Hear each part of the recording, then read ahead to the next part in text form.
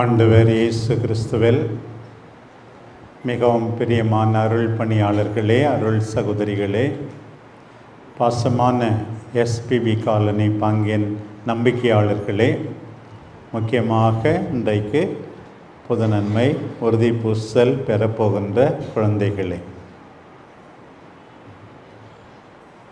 நம்முடைய பதிலுரை பாடலிலே இன்றைக்கு நாம் எல்லாரும் சேர்ந்து பாடினோம். ஆண்டவரே, உம் பேரன்பை எங்களுக்கு காட்டியருளும் என்று. உண்மையாகவே ஏற்கனவே ஆண்டவர் பல நேரங்களில் தம்முடைய பேரன்பை நமக்கு காட்டியிருக்கிறார். அதனுடைய அடையாளம் என்னவென்றால், நாம் எல்லாரும் உயிரோடு இந்த ஆலயத்தில் இன்றைக்கு கூடியிருப்பது தான். ஆண்டவருடைய பேரன்பு இல்லை என்றால் நாம் மனிதராக படைக்கப்பட்டிருந்திருக்க மாட்டோம், நலமாக இங்கே உட்கார்ந்திருக்க மாட்டோம், ஆண்டவரை துதிக்க நமக்கு வாய்ப்பு கிடைத்திருந்திருக்காது. அது மட்டுமல்ல, ஆண்டவர் எப்படியெல்லாம் தன்னுடைய பேரன்பை காட்டியிருக்கிறார் என்று பாருங்கள். எத்தனையோ பேர் விபத்துக்களிலே மடிகிறார்கள், நோயிலே இறந்து போகிறார்கள். நாம் இறக்கவில்லை. அருமையான குடும்பம், அன்பான பெற்றோர்கள், நல்ல கல்வி, ஓரளவு உத்தியோகம், எல்லாம் ஆண்டவர் போட்ட பிச்சை. இன்றைக்கு பிரியமான நம்பிக்கையாளர்களே, நாம் எல்லாரும் ஆண்டவருக்கு நன்றி கூற வேண்டும். உமது பேரன்பை காட்டியிருக்கிறீரே எங்கள் அன்பு தெய்வமே, நன்றி நன்றி என்று சொல்ல வேண்டும். அதைவிட முக்கியமாக கிறிஸ்தவர்களாகிய நாம் நம் ஆண்டவர் இயேசு கிறிஸ்துவில் சிறப்பாக ஆசீர்வதிக்கப்பட்டிருக்கிறோம். இந்த இரண்டாவது வாசகத்தை மிக அழகாக அந்த சிறுமி வாசிக்க கேட்டோம். பவுலடியார் எபேசியருக்கு எழுதிய திருமுகத்திலிருந்து, உலகம் தோன்றும் முன்பே கடவுள் உங்களையும் என்னையும் தேர்ந்து கொண்டாராம். தம் மகனை இந்த உலகுக்கு அனுப்பினார். கடவுளே மனிதனானார். தம் மகனை நமக்காக சிலுவையிலே பாடுபடச் செய்தார், உயிரை கொடுக்க செய்தார். எதற்காக? நாம் தூயோராகவும் குற்றமின்றியும் வாழ்வதற்காக. நாம் எல்லாம் எவ்வளவு கொடுத்து வைத்தவர்கள் பாருங்கள். கிறிஸ்துமஸ் சமயத்தில் அந்த இயேசு குழந்தையை பார்க்கும்போதே நமக்கு மிகப்பெரிய சந்தோஷம். பாஸ்கா காலத்தில் அந்த மறைபொருள் ஆண்டவர் நமக்காக பாடுபடுவது உள்ளம் சிலிர்க்கிறது. இறந்து விட்டார் என்னும் போது வருத்தம் அடைகிறோம். ஆனால் வெற்றி வீரராய் உயிர்த்தெழுந்தார் எனும் போது மீண்டும் நம்பிக்கை பெறுகிறோம். அது மட்டுமல்ல, இன்றைக்கு உறுதி பூசல் என்னும் அருளடையாளத்தில் தூய ஆவியை பெற்றுக்கொள்கிறோம். ஆண்டவர் இந்த உலகை விட்டு போகும்போது தூய ஆவியை பெற்றுக்கொள்ளுங்கள், உங்களை அனாதைகளாக விட மாட்டேன், உங்களுக்கு அறிவுறுத்த வல்லமை கொடுக்க தூய ஆவியை கொடுப்பேன் என்றார். தூய ஆவியை அன்றைக்கு சீடர்கள் பெற்றுக்கொண்டார்கள். திருத்தூதர் பணி 2ஆம் அதிகாரத்தில் நாம் வாசிக்கிறோம். அன்பு தாய் அன்னை கன்னிமரியாவும் திருத்தூதர்களும் ஜெபித்து கொண்டிருந்த போது தீநாக்கு வடிவிலே தூய ஆவியானவர் இறங்கி வந்தார். வல்லமையை பெற்றார்கள். அவர்கள் பேசிய மொழி எல்லாருக்கும் அவரவர் மொழியிலே புரிந்தது. ஒற்றுமையானார்கள். ஆண்டவருக்காக துன்புற தைரியத்தை பெற்றுக்கொண்டார்கள். தூய ஆவி ஆண்டவருக்கு சாட்சி அளிக்க அவர்களுக்கு பெரிதும் உதவியது. பிரியமானவர்களே, நம் ஆண்டவர் இயேசு நிறைய நம்மிடமிருந்து எதிர்பார்க்கிறார்.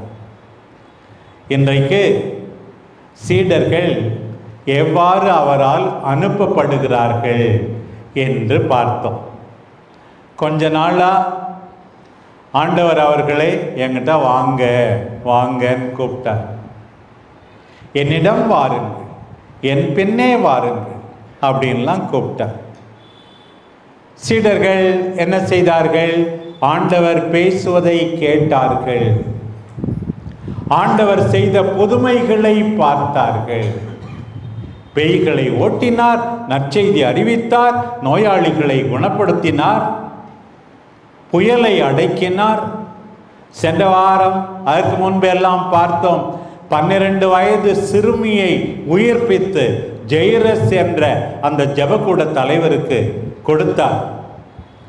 இன்னொரு பெண் 12 ஆண்டுகள் இரத்த போக்கு தீரவே இல்லை, எல்லா பணத்தையும் செலவழித்து விட்டார். அந்த பெண் நம்பிக்கையோடு ஆண்டவருடைய ஆடையினுடைய விளிம்பை தொட்டார், உடனே நலமடைந்தார். நயின் நகரத்து விதவை தன்னுடைய ஒரே மகனை இழந்தபோது அந்த மகனை உயிர்ப்பித்து கொடுத்தார். தொழுநோயாளியை குணப்படுத்தினார், பார்வையற்றோருக்கு பார்வை கொடுத்தார், எத்தனையோ பேய் பிடித்தோரை நலமாக்கினார். ஆண்டவரோடு இருந்தார்கள், அவருடைய மென்மையை பார்த்தார்கள், கனிவை பார்த்தார்கள், அவர் ஜெபிப்பதை பார்த்தார்கள், அவர் வல்ல செயல்கள் செய்வதை பார்த்தார்கள். என்கிட்ட வாங்க அப்படின்னு சொல்லி ஆண்டவர் கூப்பிட்டார். பிரியமான மக்களே, பிரியமான உறுதி பூசல் புதுநன்மை பெறப்போகிற குழந்தைகளே, ஆண்டவரிடம் நாம் வர வேண்டும். அதுதான் முதல் நிலை. ஆண்டவரை பார்க்க வேண்டாம், அவர் பேசுவதை கேட்க வேண்டும். நான் அடிக்கடி சொல்லுவேன், போகிற இடத்தெல்லாம் ஒரு கிறிஸ்தவங்கன்னா என்ன அர்த்தம்? நம்ம எஸ்பிபி காலனியில் தூரத்துலேருந்தே பார்க்கும்போதே நம்ம கோயில் தெரியுது, அது ஒரு அடையாளம் தான். தனிப்பட்ட விதத்தில் என்ன அடையாளம்? வீட்டில் சாமி படம்லாம் மாட்டி இருக்குது, சில வீட்டில் சுரூபம் கூட இருக்குது, அது அடையாளம் தான். ஆனால் அதை விட பெரிய அடையாளம் என்ன தெரியுமா? நாம் எல்லாரும் ஜெபிப்பது. ஜெபிப்பது என்றால் என்ன? ஆண்டவரோடு பேசுவது, ஆண்டவர் பேசுவதை கேட்பது. சீடர்கள் எல்லாரும் ஆண்டவரோடு பேசினார்கள். ஜெபிக்க கற்று தாரோம் அப்படின்னு கேட்டாங்க. நீங்க ஜெபிக்கிறீங்களா ஆண்டவரே? நாங்களும் ஜெபிக்கணும். பேசினார்கள். எங்கள் நம்பிக்கை அதிகமாக்கும் ஆண்டவரே. பேசினார்கள். இன்னும் தங்கள் கவலையெல்லாம் எடுத்து சொன்னார்கள். அவர்கள்தான் கிறிஸ்தவர்கள். இன்னொரு பக்கம் ஆண்டவர் பேசுவதை கேட்டார்கள். போற இடத்தெல்லாம் சொல்றேன், ஆண்டவர் பேசுவதை பைபிள் படிப்பதன் வழியா நமக்கு கேட்கும். இன்னும் குரல்லே கூட கேட்கலாம். ஆயருடைய குரல்ல பைபிள் இருக்கு, உங்களுக்கு தெரியும். ஒவ்வொரு நாளும் பைபிள் கேட்க வேண்டும். உன் கையிலே வச்சுக்கிட்டு ஆண்டவர் பேசுறதை கேட்காம இருக்கலாமா? இருக்க கூடாது. அப்போதுதான் நாம் கிறிஸ்தவர்கள். பிரியமான குழந்தைகளே, இன்றையிலிருந்து பெரியவர்கள் இதை செய்கிறார்களோ இல்லையோ, ஒவ்வொரு நாளும் இந்த உறுதி பூசல் வாங்குகிற பிள்ளைகள், புது நன்மை வாங்குகிற பிள்ளைகள், ஆண்டவரோடு ஒவ்வொரு நாளும் பேசுவேன். ஆண்டவர் பேசுவதை ஒவ்வொரு நாளும் கேட்பேன் என்று நாம் எல்லாரும் முடிவு கொள்ள வேண்டும். அடுத்தது பாருங்க, இந்த நற்செய்தியில் நம்ம கேள்விப்பட்டோம், ஆண்டவர் அவர்களை அனுப்புகிறார். பாருங்க, 12 பேரை 2 பேரா அனுப்புறாரு அப்படின்னு சொல்லி நம்ம கேள்விப்பட்டோம். தனித்தனியா அனுப்பல. இதை பற்றி சொல்லும்போது புனித கிரகரி த கிரேட், பெரிய கிரகோரியா என்ற பாப்பானவர் சொன்னார். ஏன் தனியாக அனுப்பல தெரியுமா? 2 பேர் போனால் அவர்கள் ஒருவரை பார்த்து புன்முறுவல் பூக்க முடியும், ஆறுதல் சொல்ல முடியும், ஒருவரை அன்பு செய்ய முடியும். நாம் எல்லாரும் அன்பு செய்ய அழைக்கப்படுகிறோம். சில பேர் அப்பா வேண்டாம், அம்மா வேண்டாம், பிள்ளைகள் வேண்டாம், பெற்றோர் வேண்டாம், இப்படியெல்லாம் இருக்கிறவர்கள் இருக்கிறார்கள். ஆண்டவர் அனுப்பும் போதே 2 பேரா அனுப்புகிறார். தனிமையில் அவர்கள் வாழக்கூடாது என்பதற்காக. நம்முடைய எஸ்பிபி காலனியில் இருக்க குடும்பங்கள் எல்லாம் ஒன்றாய் இருக்கணும். அதுதான் ஆண்டவருடைய ஆசை. யாரும் தனியாக மோட்சத்துக்கு போக முடியாது. மோட்சத்துக்கு போனாலும் நரகத்துக்கு போனாலும் யாரையாவது கூட இழுத்துக்கிட்டு தான் போவேன். நரகத்துக்கு இழுத்துட்டு போக போறீங்களா, மோட்சத்துக்கு இழுத்துட்டு போக போறீங்களா? உன்னுடைய ஜெபத்தால், அன்பால், கனிவால், ஒற்றுமையான வாழ்வால் உங்கள் குடும்பத்தாரை மோட்சத்துக்கு கொண்டு செல்ல வேண்டாம். பாருங்க, ஆண்டவர் எல்லாம் வல்லவர், நல்லவர், வல்லவர். தெரியும் உங்களுக்கு, இந்த பாட்டில் கூட சொல்றோம், நல்லவர், வல்லவர், போதுமானவர் அப்படின்னு பாடுறோம் இல்லையா? இந்த நன்றியால் துதிப்பாடு அந்த பாடல நல்லவர், வல்லவர், அவரே எல்லாம் செய்ய முடியாது. ஆனால் ஆண்டவர் என்ன செய்கிறார் பாருங்க, சீடர்களில் நம்பிக்கை கொண்டிருக்கிறார். நம்முடைய பலவீன ஆண்டவருக்கு தெரியும், நம்முடைய இயலாமை தெரியும். ஆண்டவர் உன்னை நம்புகிறார், என்னை நம்புகிறார். என்னை நம்பி சேலம் மறை மாவட்டத்தை வழி நடத்துகின்ற பொறுப்பை ஒப்படைத்திருக்கிறார். உங்களை நம்பி உங்கள் குடும்பத்தாரை உங்களிடம் கொடுத்திருக்கிறார். உங்களை நம்பி உங்கள் பெற்றோரை உங்களிடம் ஆண்டவர் கொடுத்திருக்கிறார். அந்த பெற்றோரை நல்ல விதமாக பார்த்து கொள்ள வேண்டும். ஆண்டவர் நம்புகிறார். ஆண்டவரே, எங்கள் எல்லாரையும் நம்புவதற்காக நன்றி கூறுகிறார். பாருங்க, நானே செய்வேன், ஆனால் நீயும் என் கூட சேர்ந்து செய்.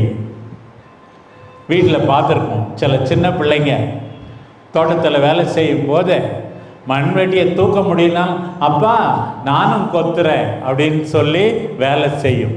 நானும் களை எடுக்கிறேன் அப்படின்னு சொல்லி வேலை செய்யும்.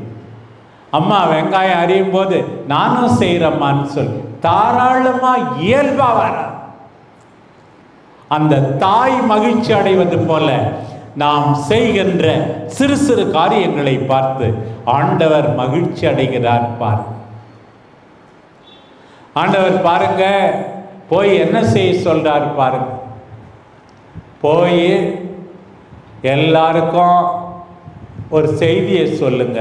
என்ன செய்தி? மனம் திரும்புங்கள். ரொம்ப சின்ன செய்தி. நீ கெட்டவனா இருக்கப்பா, மனம் திரும்பு.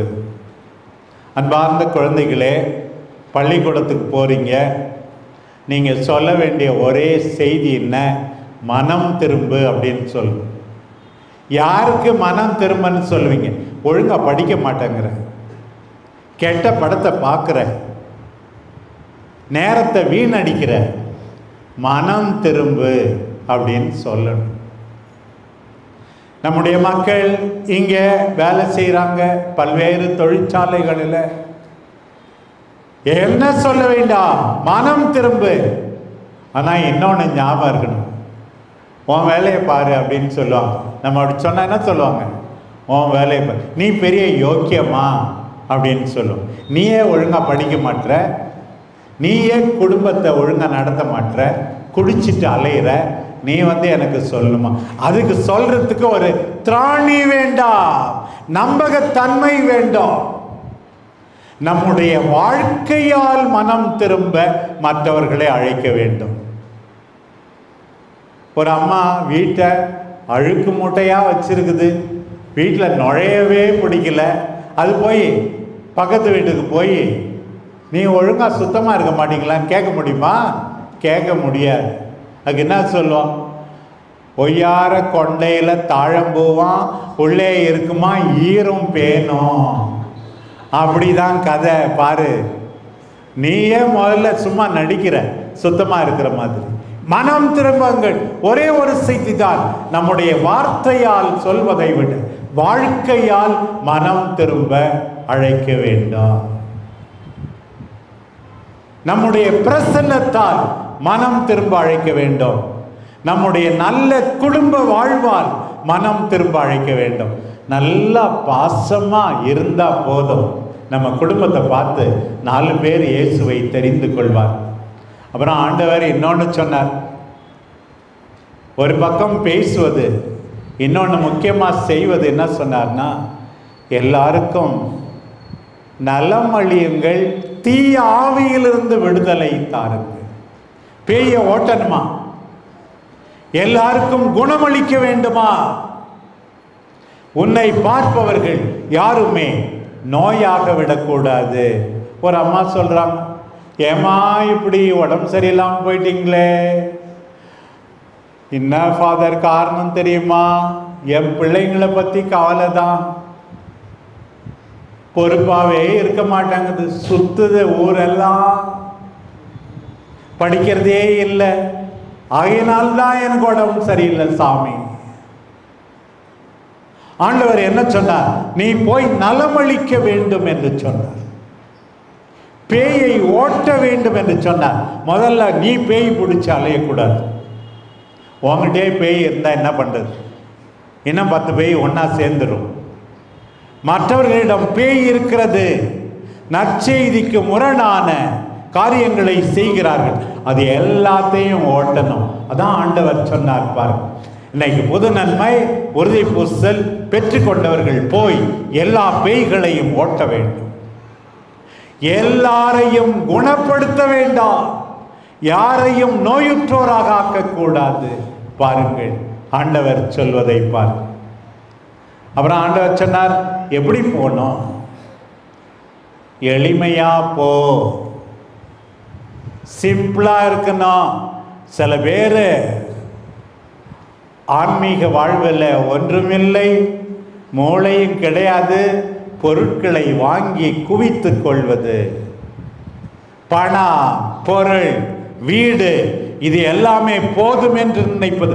ஆண்டவர் பாருங்கள், என்னை சார்ந்திருங்கள், எப்படி இருக்க வேண்டும் என்று சொல்லுகிறார் பாருங்கள். மீண்டும் மீண்டும் எளிமையாக இருங்கள். யாருன்னா ஏத்துக்கலன்னா சண்டை போட்டு இருக்காதீங்க, அடுத்த இடத்துக்கு போங்க. இந்த முதல் வாசகத்தில் நாம் கேட்கிறோம் ஆமோஸ் சிறைவாக்கினர் பற்றி. அவர் பேயை விரட்டினார். எப்படி? அந்த பெத்தேல் என்ற இடத்துல ஒரு போலி தெய்வத்துக்கு கோயில் எழுப்பி எல்லா மக்களையும் கூட்டினார். உடனே ஆமோஸ் அவர்களுக்கு எதிராக இறைவாக்கு உரைத்தார். அரசனுக்கு அழிவு உண்டு என்று சொன்னார். நீங்கள் எல்லாம் அழிந்து போவீர்கள், கடவுளை மறந்து விட்டீர்கள். உடனே அமாசியான்ற என்ன சொல்றான்? உன் வேலையை பார்த்துட்டு போயா, நீ தெற்கு பகுதியிலிருந்து வர, உன் ஊருக்கு திரும்பி போ, அங்கே போய் பழிச்சிக்க. எதுக்காக? பணம் சம்பாதிப்பதற்காக, ஆண்டவரை தேடாமல் இருப்பதற்காக. ஆனால் ஆமோஸ் சொன்னார், பழைப்புக்காக நான் வரல, ஆண்டவர் சொன்னதை செய்ய நான் வந்திருக்கிறேன்.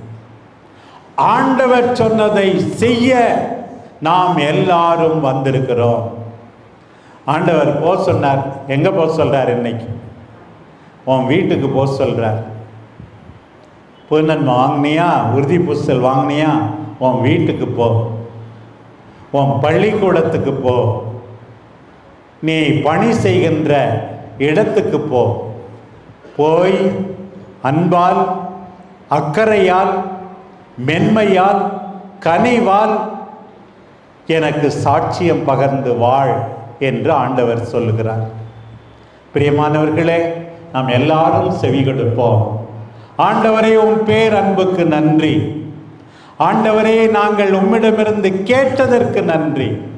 ஆண்டவரே, நீர் செய்ய நாங்கள் பார்த்ததற்கு நன்றி. ஆண்டவரே, எங்களை நம்பி பொறுப்பை ஒப்படைப்பதற்கு நன்றி. ஆண்டவரே, எங்களுக்கு கொடுத்த நற்செய்தி அறிவிப்பு கட்டளைக்கு நன்றி. நாங்கள் உம்மை மகிமைப்படுத்தும் வண்ணமாக வாழ்வோம் என்று முடிவெடுப்போம். நம் அன்பு தாய் அன்னை கன்னிமரியா நம் எல்லாருக்கும் சிறந்த எடுத்துக்காட்டு. அவர்கள் நம்முடைய நம்பிக்கையை ஆழப்படுத்துவார்களாக, நம்முடைய பயணத்திலே துணை இருப்பார்களாக. ஆமேன்.